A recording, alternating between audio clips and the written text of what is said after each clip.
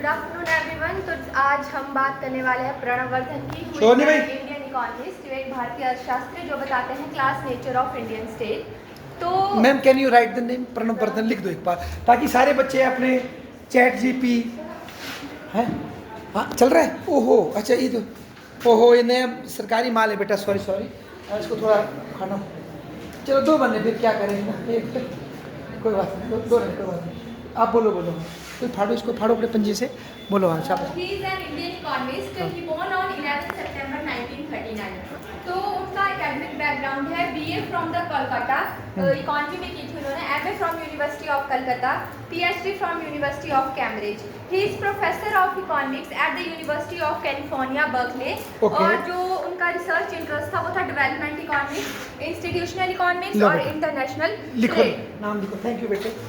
आपका पेन लिया, आपका तुम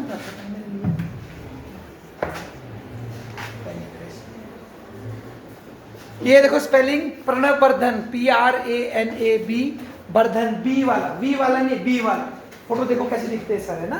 प्रणव वर्धन BRAD। अच्छा आगे बोलो। His research interest is in development economics, institutional economics और इंटरनेशनल ट्रेड। क्या आपको पता है इकोनॉमिक्स के फादर कौन है? Who is the father of economics? Good, रुको मैं जरा पूछता हूँ कौन है। Adam Smith. तो फिर मैं एक प्रश्न और पूछता हूँ, क्यों? देखो ये तो पूछे थे ना, ऑब्वियस है ना प्रश्न। आपने बोला एडम स्मिथ, प्रश्न क्यों बोलो, और किसने किया था? यस क्यों तो पूछ सकते हैं ना, क्यों थे? है मेरे ख्याल से शायद इसलिए कि मॉडर्न टाइम में सिस्टमेटिक तरीके से उन्होंने इकोनॉमिक्स की बात की थी, है ना। पर और ये फादर पता है किसका? इकोनॉमिक्स का, गोरे लोगों का। ये हमारा नहीं है, हमारे यहाँ पहले से स्टडी होती थी इकोनॉमिक्स। हमारे भी थे, उनका नाम चाणक्य है एक्चुअली। अच्छा, ठीक तो है। जब दुनिया ने इकोनॉमी का नाम उतना पॉपुलर नहीं था सबके बीच में, तब उन्होंने वो लिखा हुआ था। तो वो एक अर्थशास्त्र के राजनीतिक गुरु थे, स्ट्रेटेजी के मास्टर। उन्होंने अर्थशास्त्र 2000 साल पहले लिखा हुआ था, जिसमें पूरा इकोनॉमिक रोड मैप, राज्य का नियंत्रण, व्यापार, कर, कृषि, गुप्तचर व्यवस्था, भ्रष्टाचार पर नजर, राज्य के अंदर शांति बनाए रखना, विदेश नीति, युद्ध, समझौतों के चतुर्मिलन, एकदम प्रैक्टिकल अप्रोच, एकदम व्यावहारिक दृष्टिकोण था उनका। मार्केट रेगुलेशन हो या स्ट्रेटेजी मोनोपोलीज हो, उन्होंने ही प्लान एवरीथिंग को भी इतने साल पहले। अब वर्धन की कुछ की थिंग्स थी। India's political and economic relationships. Number 1, नया भारत और धर्मनिरपेक्षता, न्यू इंडिया एंड सेक्युलरिज्म। तो उन्होंने बोला कि भारत ना तो समाजवादी है और ना ही धर्मनिरपेक्ष है, ना ही भारत सेक्युलर है और ना ही सोशलिस्ट है। तो जो हमारे आजकल के पॉलिटिशियंस है वो जो पागल हो चुके हैं, तो उन्होंने वो अपनी जो बेसिक स्पिरिट ऑफ कॉन्स्टिट्यूशन है उससे भटक चुके हैं। वो जो उसकी जो सेकंड बोलते हैं वो कि लोकतांत्रिक संस्थाओं का पतन, डिक्लाइन ऑफ डेमोक्रेटिक इंस्टीट्यूशन। उन्होंने भारत की लोकतांत्रिक संस्थाओं के दशकों से चल रहे पतन को दर्ज किया, जिसे हाल के जो सालों में उसको which has been growing at the rapid pace in recent years. तो जिससे भारत चुनावी जो इलेक्टोरल ऑटोक्रेसी है उसकी ओर बढ़ रहा है। तो तीसरा उन्होंने बताया कि राजनीतिक वर्गों में टकराव, clash between political classes. According to Bardhan, industrial capitalist class, rich farmers, the professionals in the public sector are the dominant proprietary classes. Can you write their name one by one? कौन सी 4 क्लासेज है? कुछ बच्चे शोर कर रहे भाई, कौन बच्चे शोर कर रहे? गुड, आवाज आ रही है मुझे। अच्छा 4 वर्ग के बोल रहे हैं वो सबसे स्ट्रॉन्ग। एक बोल रही है इंडस्ट्रियलिस्ट, जो पूंजीपति, पैसे वाले जो पूंजीपति है उनकी चलती है हमारे देश में, जिसमें आप कोई भी रख लो, अंबानी रख लो, टाटा रख लो, जो आपने रख लो, ठीक है ना। दूसरा बोला इन्होंने देखो रिच फार्मर्स, ठीक है, रिच फार्मर्स जो मतलब गांव में बड़े किसान, ठीक है, वो किसान नहीं जो बेचारे थोड़े से कुछ दिन की जरूरत पूरी करते हैं। और तीसरा बोला इन्होंने प्रोफेशनल्स, है ना, प्रोफेशनल्स इन पब्लिक। ये होते हैं सिविल सर्वेंट, अधिकारी। ये दोनों लड़के जो पॉल वाल है, खड़े हो जाओ, खड़े हो जाओ, आगे आओ, यहाँ बैठो, आगे आओ, सीटे जाओ, आगे आओ, जल्दी आओ, बहुत खराब करते हैं, बोलो जल्दी आओ बेटा, शाबाश। The professionals in public sector are the dominant appropriate classes in India, which play major role in influencing and designing public policies. तो वर्धन बोलते थे कि किसी देश की डेवलपमेंट उसकी जीडीपी बढ़ने से ही नहीं होती है। कोई देश तभी डेवलप माना जाता है जब वहाँ पे इकोनॉमिक, पॉलिटिकल और सोशल डेवलपमेंट हो। रुको बेटा, तो इसमें एक वर्ग छूट गया हमारे से। 4 बोले थे ना उसने, तीन ही बोले थे उसने, बाकी बच्चे चेक करो, नेट में देखो ना, चेक करो, काउंटर चेक करो हम दोनों को। हो सकता मैं भी गलत हूँ, कहीं चौथा नेता लोग तो नहीं चौथे, चेक करना पड़ेगा। देखो ना बेटा, पेपर में आना आपको ये कि भारतीय राज्य का वर्गात्मक स्वरूप, क्लास स्वरूप क्या है भारतीय राज्य का, कौन ऐसे वर्ग है जो हमारे यहाँ डोमिनेट करते हैं, ठीक है ना। तो आप बोलो तब, कोई बात नहीं। ये बोलते थे कि सरकार आंकड़ों के आधार पर नीतियां बनाती है, उनको गरीबों की भागीदारी पे ध्यान रखना चाहिए। तो वो बोलते थे कि डेवलपमेंट और इक्वालिटी के मुद्दे पर भी उन्होंने कुछ कहा था कि अवसर की समानता, equality of opportunity is important than equality of income. दूसरा वो बोलते हैं कि सामाजिक लोकतंत्र की चुनौतियाँ, चैलेंजेस ऑफ सोशल डेमोक्रेसी।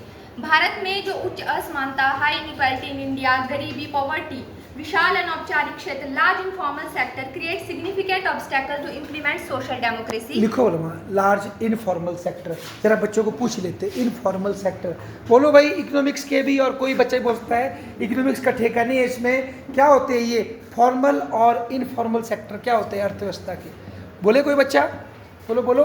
ये दोनों बच्चे फिर शोर कर रहे हैं, देखो मत बेटा, सीधे दूर बेटा, आवाज़ गूंजती है बेटा, पता लग जाता है ना, स्मार्ट मत बनो। आप बोलते सर क्या होते हैं फॉर्मल और इनफॉर्मल सेक्टर, सुना है आपने कभी? संगठित असंगठित क्षेत्र, जैसे इन्होंने बोला भारत में ज़्यादातर लोग किस में काम करते हैं, इनफॉर्मल सेक्टर में। क्या होता है इनफॉर्मल सेक्टर, गैस कर सकते हैं आप इकोनॉमिक्स के, गैस सुना है कभी, सुना तो होगा। संगठित असंगठित क्षेत्र, कोई गैस करेगा?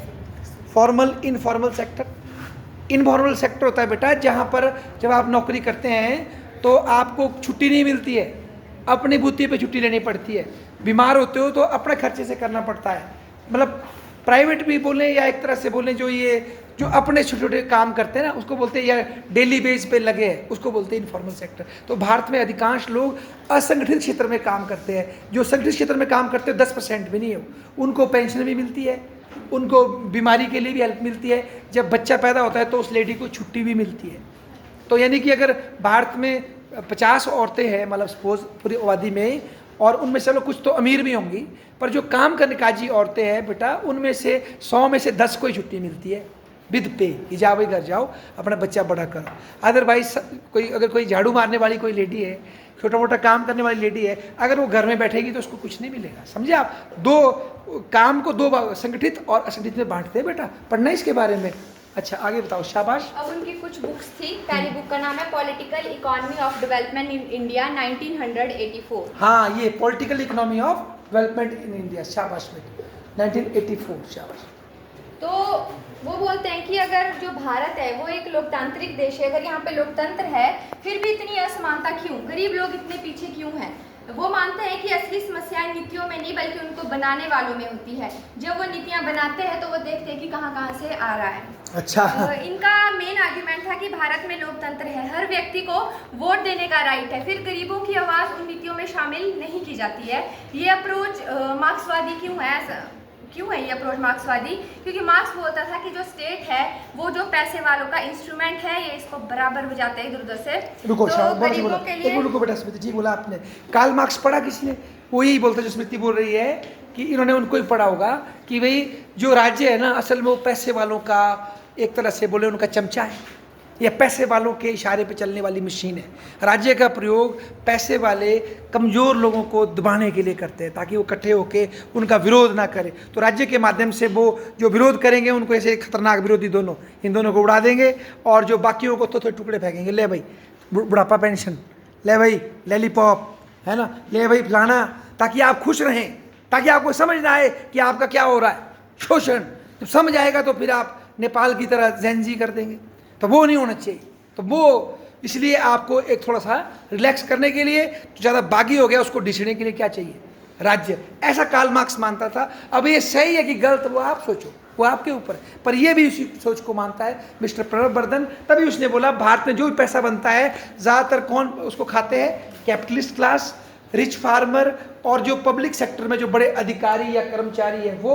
और मैंने कहा चौथा मुझे लगा नेता लोग हैं, पर चेक करना आपने। तो जो भी स्कीमें हमारे यहाँ बनती है, बनती आम जनता के लिए, लोगों की भलाई के लिए, पर उसका मैक्सिमम फायदा कौन ले जाते हैं, 4 वर्ग ले जाते हैं, ठीक है।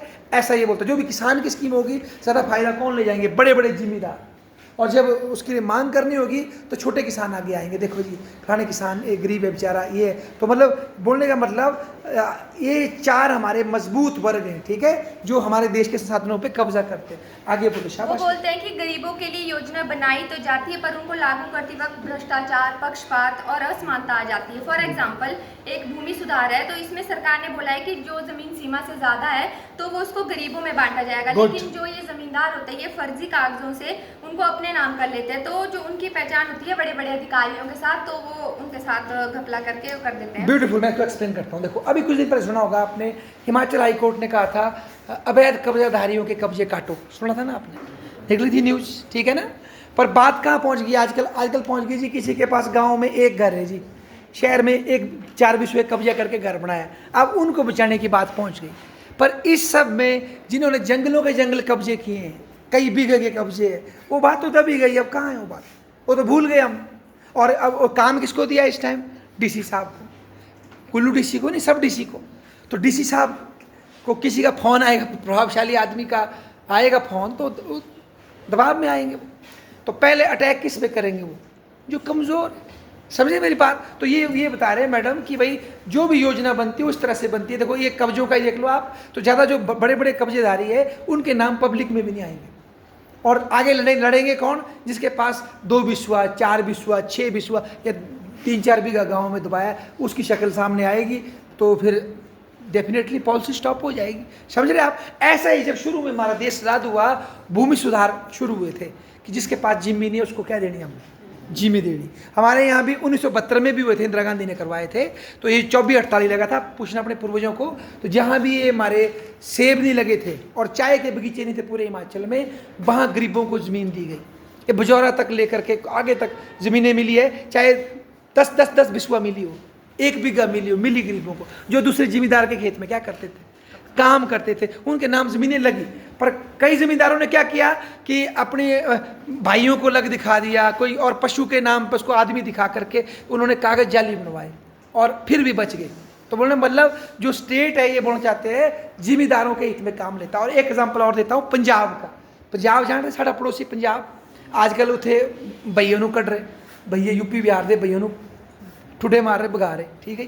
वहाँ क्या सीन है, वहाँ के जो शेड्यूल कास्ट जाती है, जिनको हम रविदासी बोलते हैं, है ना, कई शब्द यूज़ करते हैं, सफाई कर्मचारी, कई कुछ बोलते हैं लोग। तो रविदासी समुदाय के जो लोग हैं वो बहुत है वहाँ, 35% 30% है। उनके पास जिम्मी नहीं है बेचारों के पास, सारी जिम्मी जो है वहाँ जो जट है उनके पास ज़्यादा ज़मीनें हैं। उनके पास तो गाँव की ज़मीनें भी नहीं बची, तो वो आज छोटा मोटा मजदूरी करते हैं, नशा वगैरह में फंस गए हैं, उसमें फंसे हुए। उनको अभी तक पंजाब में ज़मीन नहीं मिली है अपनी आबादी के हिसाब से, जबकि पंजाब गुरु नानक देव की धरती है, जहाँ पर सबको बराबर रखने की बात करते हैं, गरीब को साथ लेके बात करते, जाति पाति के विरोध करते हैं, पर प्रैक्टिकल कुछ और ही हो रहा है, ठीक है ना। तो वहाँ का जो रविदासी समाज है वो गरीब समाज है, जो वहाँ का लोकल ऐसी कम्युनिटी है उसकी हालत क्या है, खराब। तो मतलब राज्य हमेशा ताकतवर के फेवर में चलता है, ऐसा मतलब ये बोलते हैं प्रणब वर्धन। आगे बोलो। एक और एग्जांपल है नौतोड़, नाम सुना हमने नौतोड़ का? सुना है भाई, नौतोड़ कईयों को मिले भी होंगे, पर अब ये बोलेंगे नहीं ना। 60s में शुरू हुआ था, 1968 में, शाबाश। तो ये नौतोड़ जो है वो भारत में भी मतलब 1966 के आसपास कानून लागू किया गया था। उसमें ऐसा था जिसका सालाना इनकम 2000 से कम है तो उन लोगों को नौतोड़ मिलेंगे। लेकिन वहाँ पे पता है क्या हुआ? हाँ, वही जो इंडिया में होता है, वहाँ पर ऐसे लोग जिनकी सैलरी थी, जो नौकरी लगे हुए थे, उन लोगों ने उसका फ़ायदा उठाया और अपने नाम पे वो नौतोड़ कर लिए। तो लोगों ने नौतोड़ लिए तो नौकरी करते थे। फिर अभी भी जो शायद केस चले, फिर बाद में केस चले तो कई लोगों का जस्टिफाई हो गया था, तो अभी भी केस चले हुए हैं। तो वो उनके लिए, जो जिनके पास ज़मीन नहीं थी वो उनके लिए थे। पर ये बाकी कहाँ मानते हैं, इन गरीबों की नीतियों का फ़ायदा उठाने के लिए एक्सपर्ट होते हैं। जैसे आप सेब लगाते हैं तो उसकी सब्सिडी मिलती है, पर अगर आप 50 पेड़ होंगे, आपके वहाँ कम ज़मीन होगी, कम पेड़ होंगे, तो आपको उसका फ़ायदा नहीं होगा। जिसके ज़्यादा पेड़ होंगे या जिसके वहाँ ज़्यादा ज़मीन होगी उसको उसका ज़्यादा फ़ायदा होगा। बिजली फ्री करते हैं तो खेतों के तो फ़ायदा जो है वो ज़्यादा ज़मीन वाला ले जाता है। इसका देखो एक उदाहरण देता हूँ मैं आपको। जो किसान जो बैंकों से लोन लेते हैं, छोटा किसान कितनी औकात होगी बताओ, कितना मुंह खोल देगा बैंक से? कैसे मिलता है किसान को लोन, पता होना चाहिए आप बच्चों को। कौन सा लोन मिलता है किसान के लिए अच्छा वाला? आप तो इकोनॉमिक्स के चूजे, आप बताओ हमें। बोलो भाई। KCC सुना है भाई? KCC बोलो फुल फॉर्म। KCC किसान क्रेडिट कार्ड होता है, आप बना सकते हैं, पापा किसान है तो। और वो सस्ते दाम पे मिलता है, 4% या 5% के ब्याज पे मिलता है KCC। तो कितना मांग लेगा कोई छोटा किसान? 4 लाख का भी बना देगा जी, 4 लाख है। बड़ा लोन कौन बनाएगा? जो बड़ा मगरमच्छ है। और जब लोन माफ़ी की बारी आएगी तो सबके माफ़ हो जाएगी। समझ रहे हैं मेरी बात? और ज़्यादा लाभ कौन ले जाएगा? ज़्यादा पावरफुल। तो ऐसा होता है बेटा। आगे बोलो। जब हम डेवलपमेंट की बात करते हैं तो सड़कें, स्कूल, रोजगार की बात करते हैं तो बर्दन कहते हैं कि that is not matter so much, which matter that is सरकार किस तरह के फैसले लेती है और किसके हित में लेती है। लोकतंत्र होते हुए भी गरीबों की आवाज़ को पॉलिटिक्स में दबा दिया जाता है। फिर इनकी एक और बुक थी पॉवर्टी अग्रेरियन, अग्रेरियन मीन खेती संबंधित, poverty agrarian structure and political economy of India. तो इसकी जो थीम थी वो थी, ये किताब भारत में गरीबी, कृषि की सामाजिक संरचना और राजनीति के शब्दों को समझाने का प्रयास करती है। इसमें उन्होंने लिखा कि भारत में ज़्यादा लोग कृषि क्षेत्र में काम करते हैं और उन्हीं के साथ असमानता और न्याय होता है। रुको, बताओ जरा इंडिया के जीडीपी, समझते हैं आप जीडीपी? कोई बोलेगा फुल फॉर्म? मैं पूछूंगा, दूर से बोलो। शाबाश, सकल घरेलू उत्पाद। उसमें खेती का कितने % योगदान है बताओ, गैस करो। 40%, 5%, हैं जी? अच्छा, और कोई चको, चलाओ इसको, चैट जीपी, परप्लेक्सिटी, जो भी आपके पास है। मेरे ख्याल से तो 10% भी नहीं, कम है ना? और खेती में लगे कितने लोग हैं भारत में? 55% के लगभग लोग लगे हैं। इनकम में कंट्रीब्यूशन बहुत कम है। तो भारत में खेती और खेती से जुड़ी कामों में बहुत से लोग जुड़े हुए, पर उसका जो कंट्रीब्यूशन है जीडीपी में बेटा बहुत कम है। और जैसे ये बता रहे ना, खेती में बड़ी गरीबी है। विशेषकर भारत के जो ज़्यादातर किसान हैं उनको बोलते हैं मार्जिनल फार्मर, छोटे छोटे किसान हैं बेचारे, कम इनकम है। और ज़्यादातर जो काम कर रही हैं खेती में वो है महिलाएं। विशेषकर किस इलाके में? जो सूखे इलाके, जितने पानी नहीं आएगा, तो जहाँ पानी नहीं वहाँ फसल कैसी होगी? और भारत का बहुत बड़ा हिस्सा, अब मैप में कैसे बताऊँ मैं आपको, कर्नाटका वगैरह का जो ईस्टर्न पार्ट है, कर्नाटका, महाराष्ट्र, वो सूखी जगह है, वहाँ महिलाएं, और हमारे भी कई जगह महिलाएं काम करती, जहाँ कम इनकम होती है। जहाँ खेती अच्छी है वहाँ पुरुष काम करता है ना? अन्यथा जहाँ खेती कम है, मर्द को शहर में जाना पड़ता है दिहाड़ी लगाने, और औरत जो है छोटा मोटा खेती बाड़ी करती है। तो भारत में आज ज़्यादातर महिलाएं हैं इसमें, और छोटे किसान, और उनकी आर्थिक स्थिति बिल्कुल अच्छी नहीं है। ऐसा इसमें इस प्रणब बर्दन ने बताने की कोशिश की। शाबाश। तो नंबर 1, असमानता और गरीबों की स्थिति। आपको एग्जांपल देते हैं, गरीब किसान है जिसके पास ज़मीन नहीं है और एक ज़मींदार है, तो वो क्या करता है, अगर उसकी फसल बहुत ख़राब हो जाती है तो उसका जो नुकसान होगा वो गरीब को होगा, क्योंकि ज़मींदार तो उसके पास तो पहले से भी पैसे होंगे। तो जो अगर फसल ख़राब हो गई तो उसका नुकसान गरीब को उठाना पड़ेगा। नंबर 2, संस्थागत बदलाव की ज़रूरत। गरीबी दूर करने के लिए सिर्फ ज़मीन बांटना पर्याप्त नहीं है। जब तक bank, panchayat, cooperative society etcetera गरीबों के पक्ष में काम नहीं करती है, तब तक गरीबी दूर नहीं होगी। वाह। गरीबी और राजनीति का संबंध। एक मिनट रुको बेटा, इसमें एक बात बताइए। देखो आपने बैंक, तो इंदिरा गांधी के टाइम एक बैंक बना था, उसको बोलते हैं नबार्ड। जानते हैं आप नबार्ड? NABARD, बताओ full form. National rural development bank. जो गाँव में सड़कें बनती है ना, सिंचाई की, जो पानी आता है, नबार्ड देता है पैसे। नबार्ड, देखो क्या होता है फुल फॉर्म, नबार्ड है ना? तो ये इसके लिए बनाया है। और एक बहुत बड़ी बात मैडम ने यूज़ की, कोऑपरेटिव सोसाइटी। बताओ बोला हमारे नीति निर्देशक सिद्धांत के कौन से आर्टिकल में इसका जिक्र है? Cooperative societies. इकोनॉमिक्स वालों सोचो, सब सोचो, कोऑपरेटिव सोसाइटी क्या होती है? सुना है आपने? कोऑपरेटिव सोसाइटीज़, ये बहुत ज़रूरी है बेटा। अगर ये बनेगी ना तो लोग गरीबी से काफ़ी ज़्यादा क्या आ सकते हैं, बाहर आ सकते हैं। फॉर एग्जाम्पल जैसे कि कौन सी दुग्गल है आप? क्या दुग्गल है आपका नाम? मोनिका दुग्गल के पापा सेब लगा रहे हैं, इनकी 100 पेटी हो रही। इनके पापा भी वही पड़ोस में सेब लगा रहे, 100 पेटी हो रही है। लग लग बेच रहे हैं, लग लग कमा रहे, मर रहे हैं। अगर इन 50 किसानों की इकट्ठी क्या बनाई जाए, कोऑपरेटिव, तो इनको लोन भी सस्ता मिलेगा, इनको इकट्ठी जीप भी मिल सकती है, और कई और तरह की फंडिंग भी मिल सकती है। पर क्योंकि अलग अलग बटे हुए तो लोन पर्सनल लेना पड़ता है, उसकी कीमत ज़्यादा होती है। कोऑपरेटिव सोसाइटी का उदाहरण जैसे बुट्टी को जानते हैं, लग वैली के बच्चे होंगे, हमारे कुल्लू की सबसे फेमस कोऑपरेटिव सोसाइटी है बुट्टी को, जो बेदराम ठाकुर जी ने बनाई थी। तो उसमें क्या था, बहुत से बुनकर जुड़े और फिर उनको लोन भी सस्ता मिला।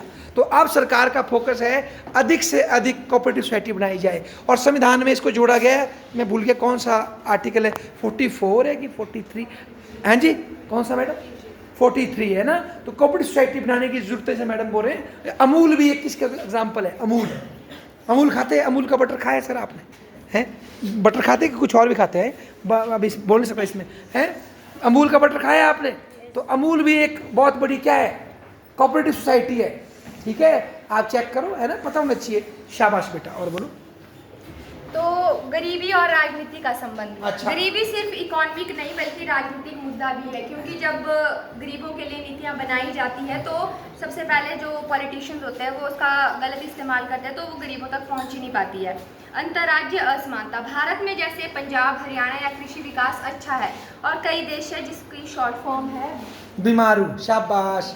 बीमारू, बीमारू, शाबाश। अब इसको थोड़ा छोड़ दिया, पर पहले बड़ा फेमस था ये। बीमारू ये राज्य भारत की पूंजी बाजार है, उसको आगे बढ़ने से रोक रहे। बिहार, मध्य प्रदेश, हाँ। राजस्थान और उत्तर प्रदेश। अच्छा, इसमें से मैं बता दूं आपको, मध्य प्रदेश बाहर आ गया है, इससे काफी उसकी स्थिति सुधरी है। और कौन सा बोला, राजस्थान भी काफी बाहर आ गया है। उत्तर भी अब एक योगी जी के टाइम से कुछ निकल गया है। अब है बिहार में जो फंसा हुआ है ना। पर मैं बता दूं एक बात आपको, और जो दिखता है ना अक्सर वो होता नहीं। ये जो बिहार है ना, बिहार ये गरीब देश नहीं था, बड़ा अमीर प्रदेश था। यहाँ पहले झारखंड इसके साथ था, हर तरह का कच्चा कोयला वगैरह सब यहीं निकलता था। फिर क्या हुआ, नेहरू जी ने विकास करने के लिए बोला कि आप कहीं भी उद्योग लगाओ, ठीक है, तेल गाड़ी में सामान हम छोड़ेंगे। उससे क्या हुआ, कंपनियों ने बिहार में फैक्ट्री लगाने के बजाय कहाँ लगाई, गुजरात में, तमिलनाडु में। क्यों, समुद्र के पास थी। और जो ढोने का खर्चा था किसने दिया, सरकार ने दिया। इसको बोलते हैं फ्राइट इक्वलाइजेशन पॉलिसी।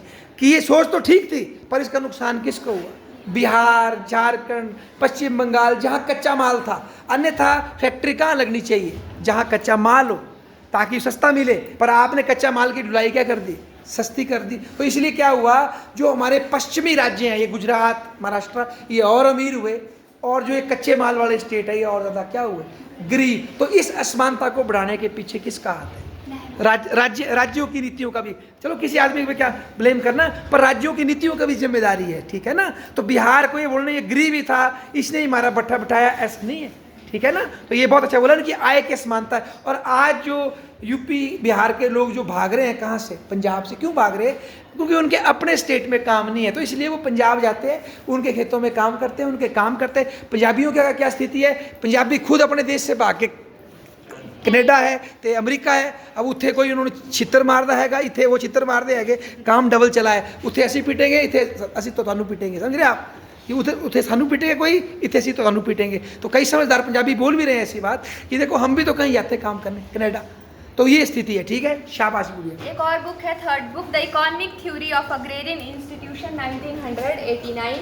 तो इंस्टीट्यूशन का मतलब है वो आर्थिक या सामाजिक व्यवस्थाएं जो किसी समाज को स्थायी रूप से मौजूद होती है, जैसे जमींदारी व्यवस्था, साहूकारी, सामूहिक खेती एक्सेट्रा। तो एक होती है बटारी की खेती, जो मैंने बताया कि एक गरीब किसान जो है अमीर के जमींदार के वहाँ काम करेगा तो उसको उसका 50% मिलेगा। तो ये क्यों चल रही है, क्योंकि जमींदार और किसान के बीच एक जोखिम का समझौता हुआ होता है। जैसे सूखा पड़ जाए तो दोनों को ही नुकसान होगा।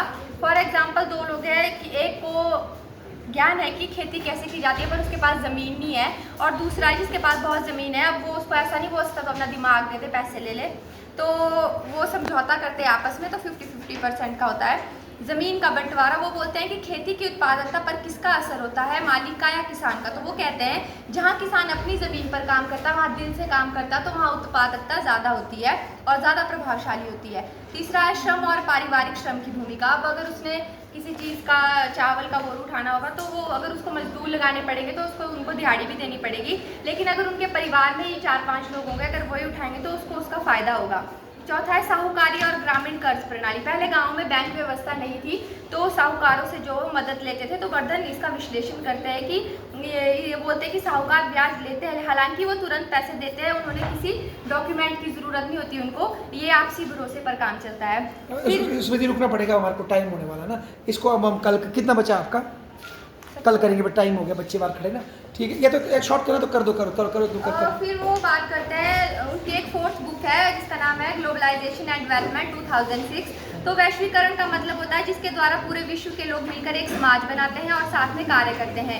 इसका मेन फोकस है ग्लोबलाइजेशन के दौर में जो विकासशील डेवलप्ड कंट्रीज है उनको क्या फ़ायदा क्या नुकसान हुआ है, और असमानता, गरीबी जैसे मुद्दों पर क्या असर पड़ा है, वर्धन कहते हैं क्या ग्लोबलाइजेशन से डेवलपमेंट होता है?